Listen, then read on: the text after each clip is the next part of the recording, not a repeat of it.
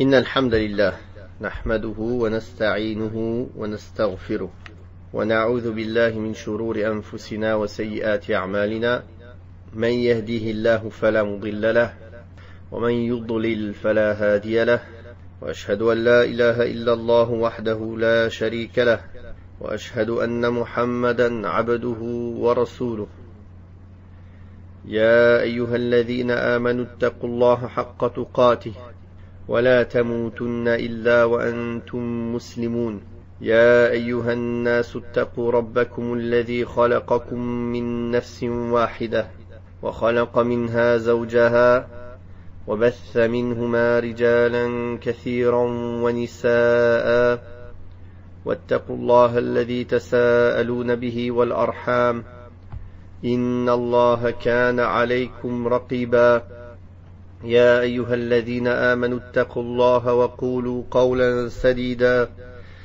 يصلح لكم أعمالكم ويغفر لكم ذنوبكم ومن يطع الله ورسوله فقد فاز فوزا عظيما أما بعد فإن أصدق الحديث كتاب الله وخير الهدي هدي محمد صلى الله عليه وسلم وشر الأمور محدثاتها وكل محدثة بدعة وكل بدعة ضلالة وكل ضلالة في النار.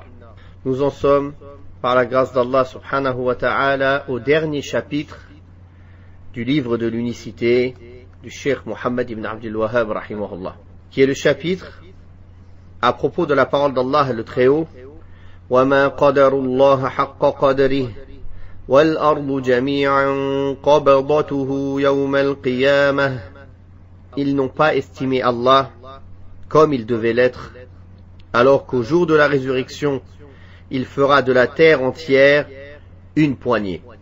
Le cheikh Mohammed ibn Abdul Wahhab rahimahullah a commencé le livre de l'unicité, Kitab al-Tawhid, par ceux qui étaient la cause et ceux qui rend obligatoire d'adorer Allah unique sans lui donner d'associé.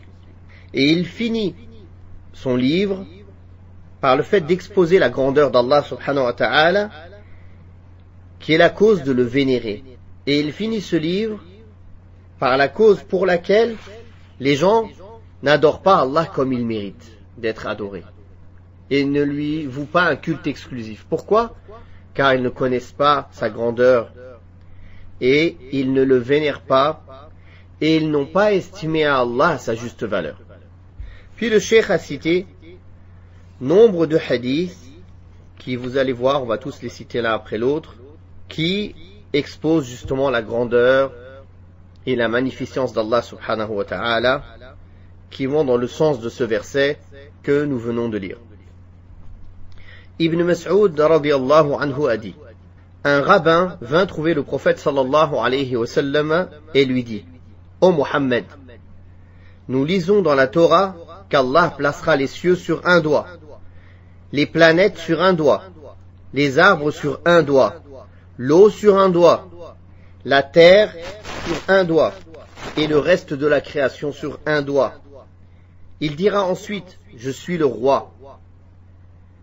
Approuvant les paroles du rabbin, le prophète sallallahu alayhi wa sallam se mit à rire au point où ses dents se découvrirent. Puis le prophète sallallahu alayhi wa sallam récita: وَمَا قَدَرُ اللَّهَ حَقَّ قَدْرِهِ وَالْأَرْضُ جَمِيعًا قَبْضَتُهُ يَوْمَ الْقِيَامَةِ. Ils n'ont pas estimé à Allah comme il devrait l'être, alors qu'au jour de la résurrection, il fera de la terre entière une poignée. Dans une autre version de Muslim, on trouve: Allah placera les montagnes et les arbres sur un doigt, qu'il soulèvera en disant: je suis le roi, je suis Allah. Dans une autre version de Al-Bukhari, on trouve: il placera les cieux sur un doigt, et l'eau et la terre sur un doigt. Ce hadith a été rapporté par Al-Bukhari et Muslim. Muslim rapporte, d'après Abdullah ibn Umar, radiyallahu anhuma, cette parole attribuée au prophète sallallahu alayhi wa sallam: Allah pliera les cieux le jour de la résurrection, et puis les prendra de sa main droite, et dira: je suis le roi, où sont les arrogants? Où sont les orgueilleux? Il pliera ensuite les 7 terres, les prendra de son autre main et dira, je suis le roi. Où sont les arrogants? Où sont les orgueilleux? Cette version de l'imam Muslim, le cheikh a rapporté une version où, dans la fin du hadith, il dit, il pliera ensuite les 7 terres, les prendra de sa main gauche et dira. Mais cette parole, les pliera de sa main gauche, est une parole shadh, isolée. Et les savants du hadith ont dit que la parole qui est juste, c'est il prendra la main, il prendra les cieux de son autre main. Puis le cheikh a cité, on rapporte d'Ibn Abbas, radiyallahu anhuma, qu'il a dit, les 7 cieux et les 7 terres dans la main du très miséricordieux sont comme une graine dans la main d'entre vous. Cette parole d'Ibn Abbas, elle est rapportée par Ibn Jarir, al-Tabari, avec une chaîne de transmission faible. Puis Ibn Jarir a dit, Yunus m'a rapporté, d'après Ibn Wahb, qu'il l'a informé qu'Ibn Zayd lui a dit, mon père m'a dit que le prophète sallallahu alayhi wa sallam a déclaré, comparé au repose-pied, le repose-pied c'est al-kursi. D'ailleurs, j'ai fait un audio spécifiquement sur ce terme. Est-ce qu'il est permis de traduire kursi par repose-pied? Vous pouvez le retrouver sur la chaîne YouTube, Inch'Allah. Donc, ici, qu'Ibn Zayd lui a dit, mon père m'a dit que le prophète sallallahu alayhi wa sallam a déclaré, comparé au repose-pied, les 7 cieux sont comme 7 pièces d'argent jetées sur un bouclier.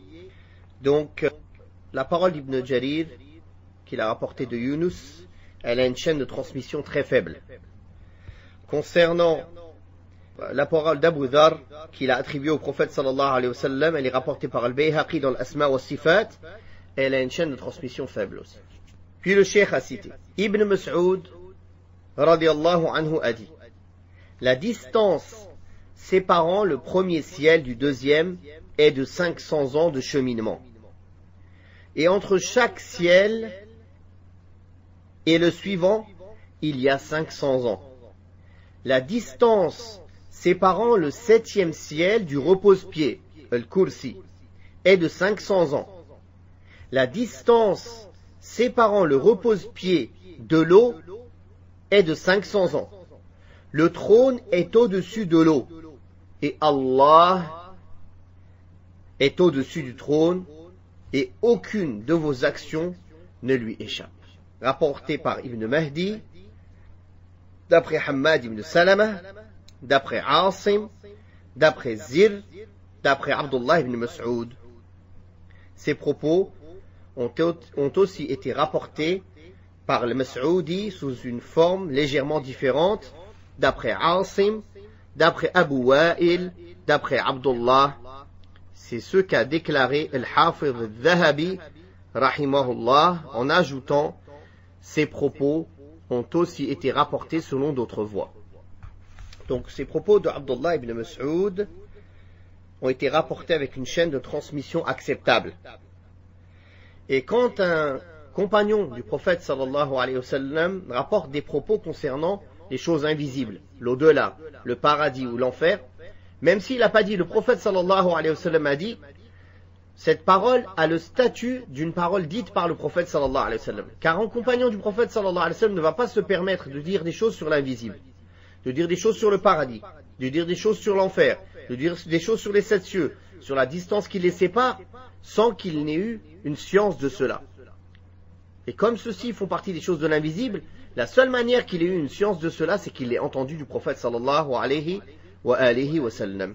Donc c'est pour ça les savants ont dit que cette parole, ce athar de Abdullah ibn Mas'ud, lahu hukmur raf'i, il est considéré comme une parole du prophète sallallahu alayhi wa sallam, car il n'a pas pu connaître cela il n'a pu connaître cela que par le biais de la révélation. Puis le cheikh a rapporté, Al-Abbas ibn Abdul Muttalib radiyallahu anhu a dit, le prophète sallallahu alayhi wa sallam a dit, connaissez-vous la distance séparant le ciel de la terre? Nous répondîmes, Allah et son prophète. Nous répondîmes, Allah et son prophète en sont les plus savants. Le prophète sallallahu alayhi wa sallam dit alors, la distance les séparant est de 500 ans de cheminement. Et entre chaque ciel et le suivant, il y a 500 ans. Et l'épaisseur de chaque ciel est l'équivalent de 500 ans de cheminement. Entre le 7e ciel et le trône se trouve une mer dont la distance séparant la surface du fond est équivalente à la distance séparant le ciel de la terre. Et Allah Azza wa Jal est au-dessus de tout cela, et aucune des actions du fils d'Adam ne lui échappe. Rapporté par Abu Daoud et d'autres. Ce hadith, qui est rapporté par Abu Daoud et Tirmidhi et Ibn Majah, a une chaîne de transmission faible. Mais il vient renforcer, on va dire, à peu près dans le même sens que la parole d'Ibn Mas'ud précédente. Donc le Cheikh Mohammed ibn Abdul Wahhab, rahimahullah, a conclu ce livre avec ce chapitre d'une manière remarquable. En effet, quiconque connaît le contenu réel de ce chapitre en termes de description d'Allah Azza wa Jal ne peut en vérité que s'emplir d'humilité et se soumettre complètement au Seigneur et Maître de l'univers subhanahu wa ta'ala.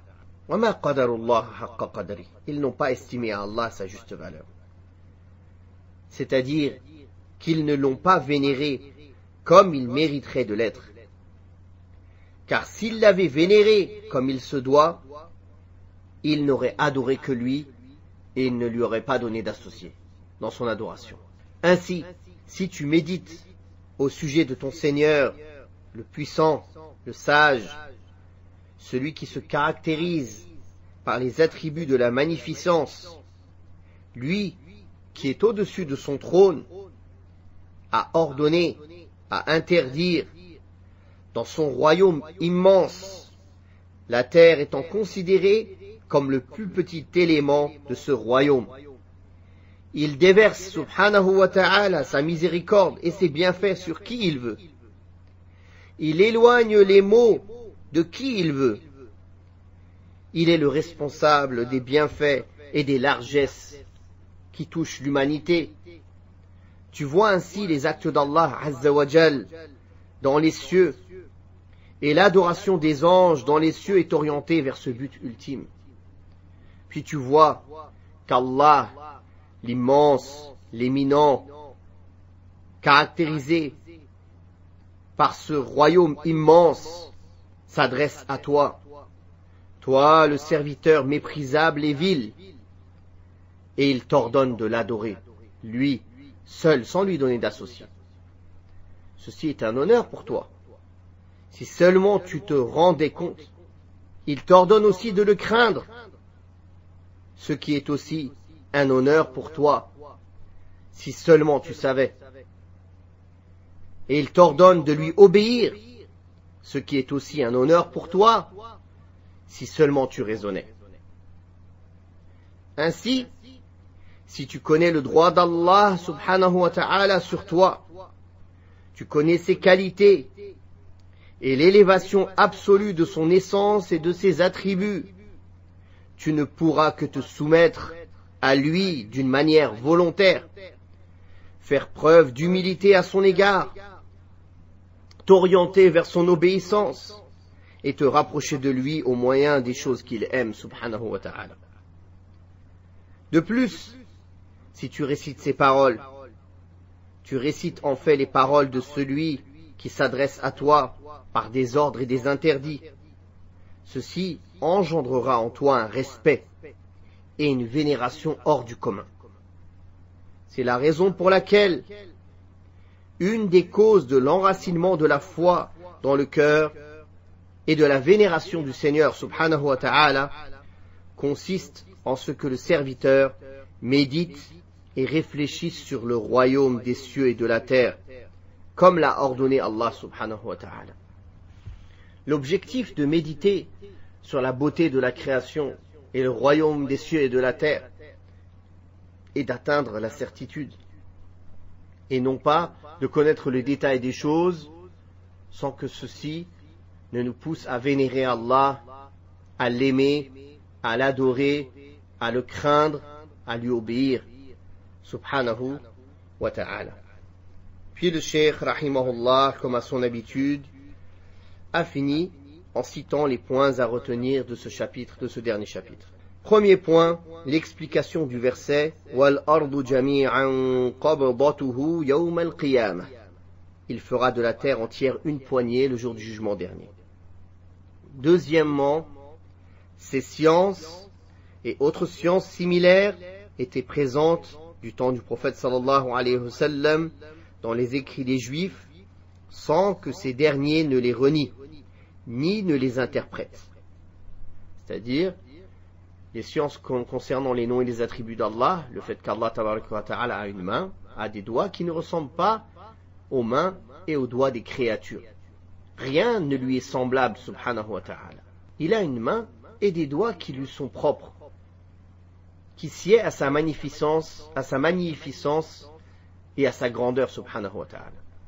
Et on voit qu'au temps du prophète sallallahu alayhi wa sallam, et même les juifs qui sont venus lui parler, ils n'avaient aucun souci à citer ces noms et ces attributs d'Allah, et les compagnons du prophète sallallahu alayhi wa sallam écoutaient et les citaient et y croyaient sans les nier et sans les interpréter, non pas comme les innovateurs qui sont venus après les premiers siècles. Troisièmement, lorsque le rabbin tint ses propos au prophète sallallahu alayhi wa sallam, celui-ci l'approuva et des versets du Coran ont été révélés confirmant cela. Donc les compagnons, ils ont compris que quand le prophète sallallahu alayhi wa sallam a rigolé ici, il a ri d'approbation et non pas pour se moquer. Et si un compagnon a compris cela alors qu'il était présent dans l'assise, alors on doit le comprendre comme eux l'ont compris. D'ailleurs, la preuve c'est que le prophète sallallahu alayhi wa sallam a cité après cela un verset allant dans le même sens. Quatrièmement, le rire du prophète sallallahu alayhi wa sallam lorsque le rabbin mentionna ses connaissances si importantes. C'est-à-dire le fait que le prophète sallallahu alayhi wa sallam a ri c'est-à-dire de joie et d'approbation. Cinquièmement, la mention est clairement faite des deux mains d'Allah subhanahu wa ta'ala et du fait que les cieux seront dans sa main droite et la terre dans l'autre main. Car en vérité, comme ils disent les savants, on ne dit pas la main gauche pour Allah subhanahu wa ta'ala. On dit qu'Allah a deux mains, sa main droite et son autre main. Car en réalité, il n'y a rien d'authentique qui a été rapporté pour dire autre chose que cela. Sixièmement, la mention claire que l'autre main est désignée par la main gauche. Donc ça, c'est contrairement à ce qui est le plus juste. Ça, c'est ceux qui ont vu que la parole ici qui est rapportée dans le hadith de Muslim, ce n'est pas une parole shadha, isolée. Mais l'avis le plus juste, comme l'ont rapporté les huffaz, c'est que cette parole est shadha et qu'en réalité, la parole juste dans ce hadith, c'est l'autre main et non pas la main gauche. Septièmement, la mention des arrogants et des orgueilleux dans une telle situation, c'est-à-dire le jour du jugement dernier. Huitièmement, la parole d'Ibn Abbas, équivalent à une graine dans la main de l'un d'entre vous. Neuvièmement, l'importance du repose-pied par rapport aux cieux. Ça, on le trouve aussi dans le Coran. Son repose-pied est plus large ou englobe les cieux et la terre. Dixièmement, l'importance du trône par rapport au repose-pied. Onzièmement, la différence entre le trône, le repose-pied et l'eau.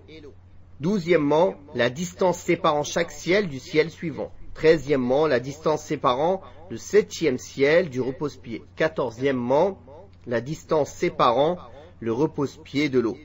Quinzièmement, le trône est au-dessus de l'eau. Seizièmement, Allah est au-dessus du trône. 17e, la distance séparant le ciel de la terre. 18e, l'épaisseur de chaque ciel est de 500 ans. 19e, la distance séparant la surface du fond de la mer se trouvant au-dessus des cieux est équivalente à la distance séparant le ciel de la terre, et Allah Azza wa Jal est le plus savant. Et bien sûr, Allah subhanahu wa ta'ala, du dessus de son trône, rien ne lui échappe. Subhanahu wa ta'ala. Il est au-dessus de son trône, mais il est avec nous avec sa science, son pouvoir, sa connaissance, sa direction, subhanahu wa ta'ala, son aide, son secours, il est plus proche de l'un d'entre nous que sa veine jugulaire avec sa science, subhanahu wa ta'ala. Rien ne lui échappe. Malgré qu'il soit, subhanahu wa ta'ala, au-dessus de son trône, d'une manière qui lui est propre et qui sied à sa majesté, subhanahu wa ta'ala. Wallahu ta'ala a'la wa a'lam. Wa sallallahu ala Muhammadin wa ala alihi wa sahbihi wa sallam. Walhamdulillahi alladhi bi ni'matihi tatimmus salihat. Nous louons Allah qu'il nous ait permis d'étudier ce livre ensemble, de le lire en entier et de le commenter en entier, en espérant que l'on retrouve cela dans la balance de nos bonnes actions, le jour où ni bien ni enfants ne seront d'aucune utilité, sauf pour celui qui se présente à Allah avec un cœur saint. Wallahu a'lam, wa jazakumullahu khaira, wassalamu alaykum wa rahmatullahi wa barakatuh.